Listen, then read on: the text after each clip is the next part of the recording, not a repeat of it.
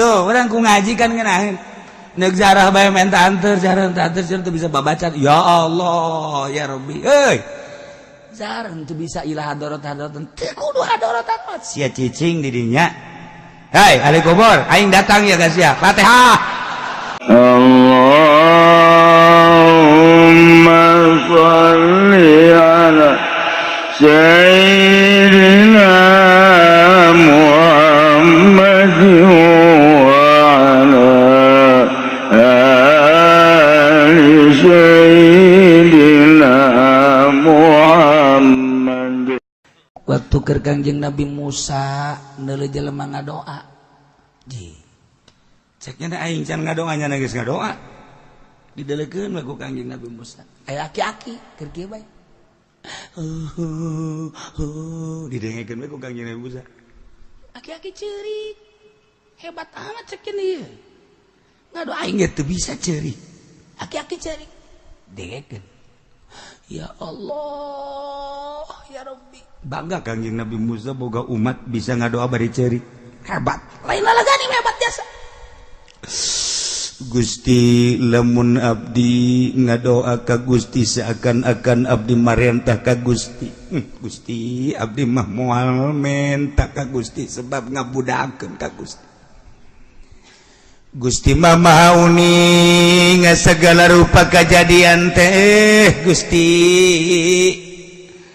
kajadian-kajadian naon bege jati Gusti geus atuh teu kudu ngadoa naon menta kukumaha aja kabege meunang Gusti ieu mah ngan sakadar abdi mah unjukan abdi deukeut jasa jeung Gusti abdi cinta jasa ka Gusti oh Gusti sayangku aku cinta padamu Gusti sebagaimana aku cinta padamu engkau pun cinta kepadaku tidak ada cinta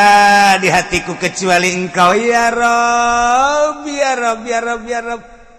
akan ku peluk dirimu akan ku kecup dirimu jadi cak anjeun jadi kieu ieu budak kadoa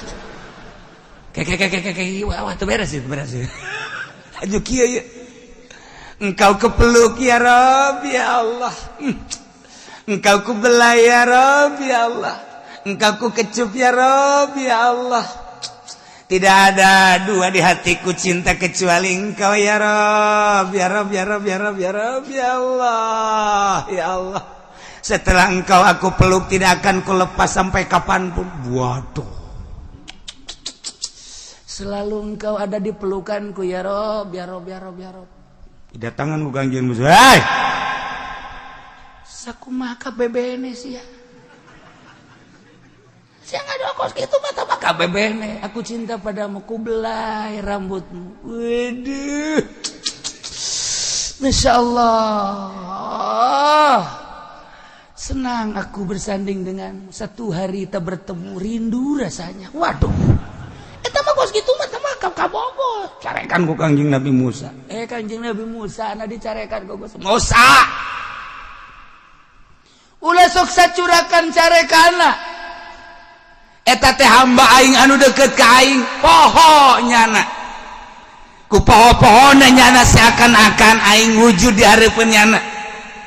nu mantak boga perasaan aku aing teh dipeluk ku nyana aing teh dikecup ku nyana aing teh dibelai ku nyana eueuh deui pangomongan iwal ti bahasa model kitu lantaran nyana mah bodoh make bahasana model kos kitu aing teh deukeut ka nyana aing deukeut ka nyana nyana deukeut ka aing ulah sok dihaharuan eta Gusti bahasana iya tuh jelema bodoh mah kaja emang nu bodoh mah kos itu nu penting mah nyana ngaku ka aing nyana ibadah ka aing ku kabodohan nyana geus rela ngorbankeun sagala-galana lu bodoh mah nu bodoh diampura bae ku aing tuh nu mantak urang untung jadi jelema bodoh anu pinter mah hudang dipeting mandi wudu terus kemudian sholat tahajud lamun encan husu lantaran pinternya ka husu dicarekan ku Gusti Allah tapi nu bodoh mah asal hudang ngalah wudu salih sholat tahajud Allahu Akbar tolil ahad Allahu Akbar sadarat SD hudang-hudang jam 7 subuh teh subuh eta teh kan cak urang mah teu bagus eta emang kurang nama tapi Allah ngalem sia ulah keur salat keur hudangna doang ge kiih aing geus ngalem ka sia nu mentak aki-aki mah hudang tipe tinggi deuleu jam cekna jam 2 angel kene amat be ieu lamun lain kiih aing mah teu hudang kiih nyana bari ngomong di jero hatena deuh ieu kiih Gusti Allah tah aya Gusti Allahan kan ya abdi dibere bekser ku Gusti gara-gara bekser abdi teh hudang di peuting jahorenganan sok hudang di peuting mah para nabi para rasul para wali abdi ge hudang sanajan bari jeung kieu reup hees deui eta geus ganjaranna gede jasa eta aki-aki ge teh kudu tahajud aki-aki mah kitu bae menang 5 bulan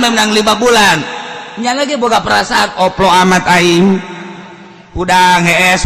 rumah ning salat ngan keur carita hudang doang ge aju boga pikiran kos kitu eta hebat jaga giagi teh aing keur ngorang mah sehat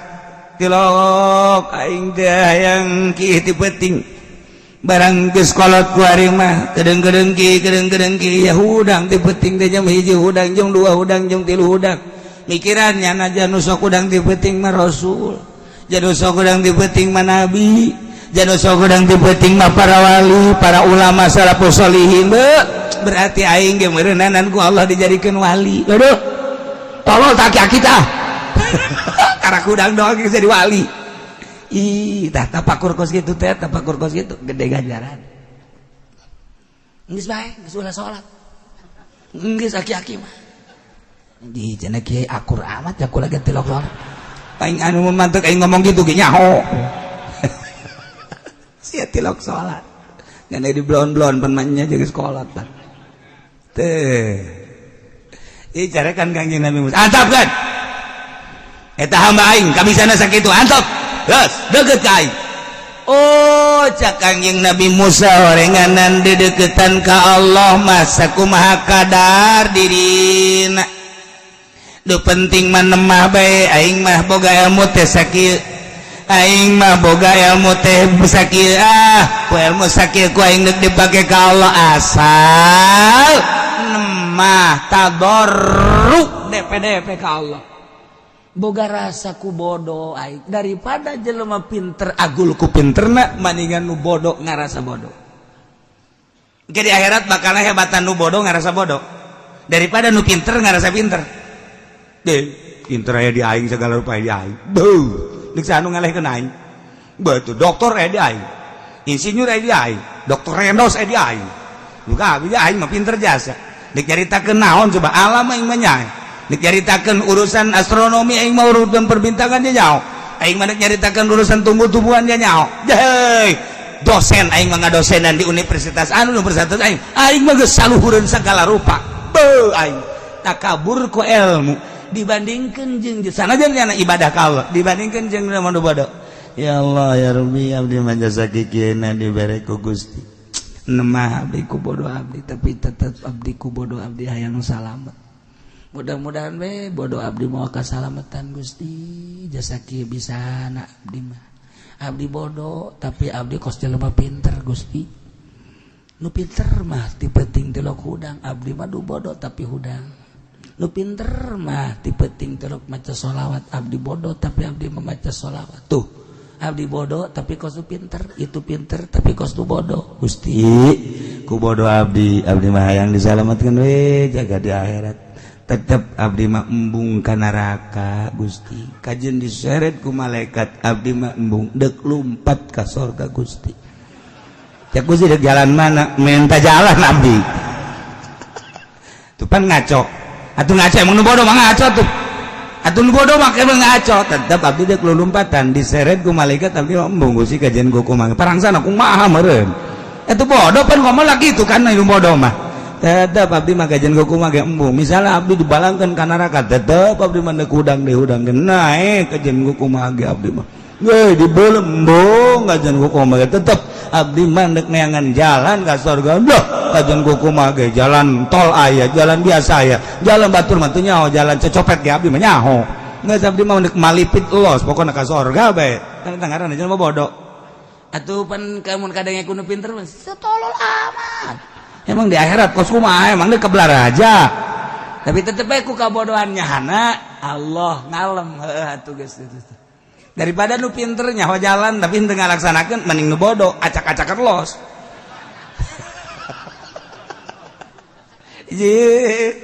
Oh gitu deh ditimbang Gusti ulah ditimbang abdi mah tuh jaka rasa amal abdi mah teu bara ragus teu karasa abdi mah begitu ditimbang kabeh salat babul pangeran geus teu kudu ditimbang abdi mah je salat abdi jore puasa abdi jore zakat abdi jore segala rupangan abdi mah muga neraka sakitu doang geus sakitu abdi mah kajen gugu mah ge embung bae kokojotan abdi kajen gugu mah ge sida kokojotan kumaha henteu kokojotan kajen ku bage tempat di sorga jang sia mah sisina bae Gusti di sisi cak jana mah meureun bapak kolotnya anak kunaon tah ngomong gitu bodoh makan ngomong kos gitu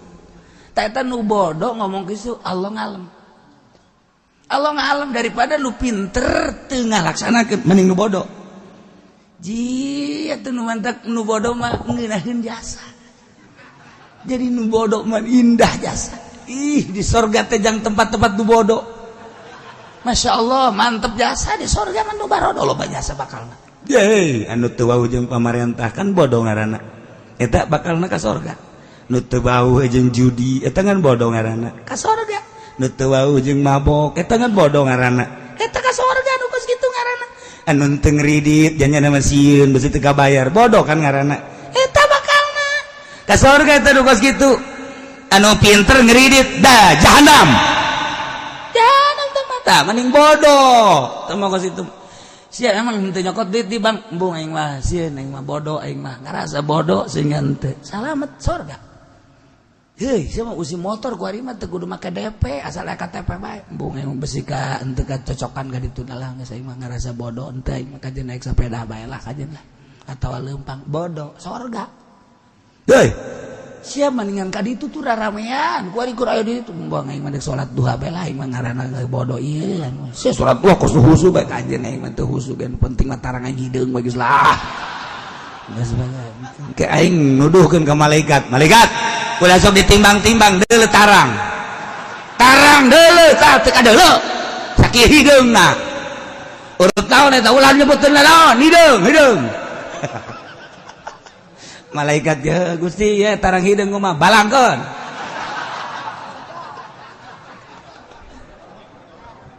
maksudna bodoh ieu mah keur carita nu bodoh tapi nyana ngalaksanakeun sorga di emang umat dongeng ka tadi nu ngadoa ka Gusti umat Kangjeng Nabi Musa eta bodoh malah Kangjeng Nabi Musa nu dicarekan ku Gusti antap kan salah Gusti eta ngomongna bodoh nyanan bodoh mah tuh kabeh salah ngomong antep saomong-omongna jelema sesuai jeung kapasitasna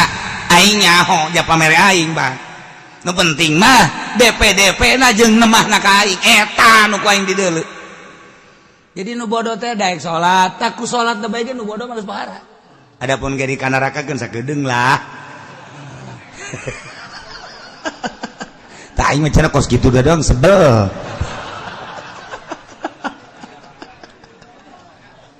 atuh geus geraheun ka sorga aju ka neraka nah ieu kan mantap bodoh tapi make hebat ngadoa aku ngomong emang ngadoa make bahasana bahasa urang ngadoa mah jamenta ulah sok aju ngariung bau datang ke urang naek kieu angel mah turun deui sugan teh mah deuk robana atina pidunya hasanah geus naek urang turun deui datang ka titadina amin kencang datang ka lalaunan datang ka malik ngadoakeun teh ku baredeg teh kiai malik dilanat cenah atuh ngadoa mah selamat ulah loba cara Kangjeng Nabi sih geus make urang lamun ditangariung ya ngariung kiai ustad urang Pak aja cenah jatuh bisa hadiah make urang Fatihah ka hiji jangan saya ayo kadegan Jang Umar nah Fatihah ka hiji Umar Al-Fatihah Fatihah kedua Bakar Al-Fatihah beres emang masa gitu-gitu kene tangan diarabkeun doang Fatihah katilu dadap jeung waru Fatihah beres betul dolin amin Allahumma sholli ala sayyidina amin ya Allah ya Rabbi ieu tadi anu disebutan teh menta disalametkeun di kuburna dilegakeun di kuburanana dicangkeun jeung harirup menta dibere salabar menta dibere jamuga menta dibere mararaju menta saralamat wa sallallahu ala sayyidina Muhammadillah rabbil alamin ye cak nomi lumbani ieu daripada itu ngenyeng-ngenyeng mau ngangkat deui turun deui ngangkat deui turun ieu geus kiai itulah diondang kurang lah geus engke mah ngariung ieu bae ieu bener geus ngariung deui mang diondang ngariung ti mimpin mah teu bisa cara nu kamari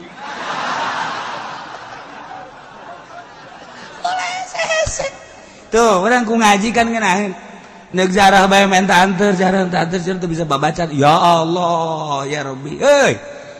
jarang tuh bisa ilah hadorot-hadorotan teu kudu hadorotan sia cicing di dinya hei ahli kubur aing datang ya guys ya Fatihah beres eta ngan ulah gandeng-gandeng pasti aya nu ngadenge waduh wali tanaon nya eta sarua gitu-gitu keneh gitu-gitu keneh ai kudu dibejakeun mah gitu-gitu keneh teu beda ngan eta mah diarabkeun doang gila hadarati ila arwahi jami ahlil kubur minal muslimin wal muslimin eta mah diarabkeun make bahasa urang teh abah kula datang ye atuh sarua aja Kanjeng Nabi kan jinakum zairin antum lana salafun wa nahnu alaikum tabun wa inna insyaallah ta'ala bikum lahikun sallallahu eta mah bahasa Arab jinakum zairin abdi datang zarah ya sarua bae bah kula datang zarah ya ka abah ye hayang naon sia tungtungnya jadi dukun gitu. Tapi bener ya malah ganjang nu bodoh teu kudu hese-hese gitulah kau mau datang ke bangsa ulama ka wali be dijauh keneh wali geus kieu bae Pak wah Junet tuh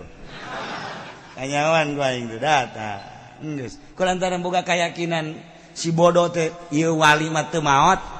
geus datang dadah wali nyana boga keyakinan ban wali mah neuleukeun dadah cak babaturan yakin dadah aing mah dadah ka wali mun geus ka deuleu aing mah pokona geus kieu bae pokona sia mah ulah nurutan aing mah geus kaelmuan ku aing nang ngaji di Cilongok aing mah ye datang kana Tuan Syekh Syarif Hidayatullah abdi datang ka dieu ziarah ye abdi ngirim Fatihah Al-Fatihah beres ulah hese-hese Masya Allah geus ulah hese-hese datang ka urang neangan muzawir muzawir hayang dibayar mah teu ikhlas teu nyambung sarua bae deui cak muzawir dasar sia mah pelit ieu tung ribut urang jeung muzawir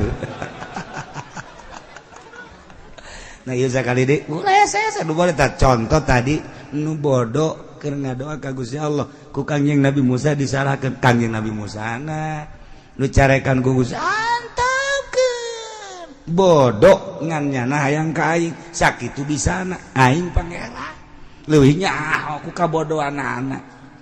geus jamburak ku aing cek Kangjeng Nabi Musa pan abdi titah ngalempeng-lempeng mah lain waktu kos kitu dakwah ngaji lempengkeun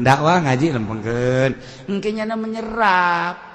ari hajunanya eukeur kieu aju disalahkeun mah nyana ge hatung ke moal daek ngadoa deui ceuk ku pangeran ye ulang engke mun keur ngaji bejaan dakwah ari keur praktek antepkeun heulana oh kitu atuh dibere metode Kanjeng Nabi Musa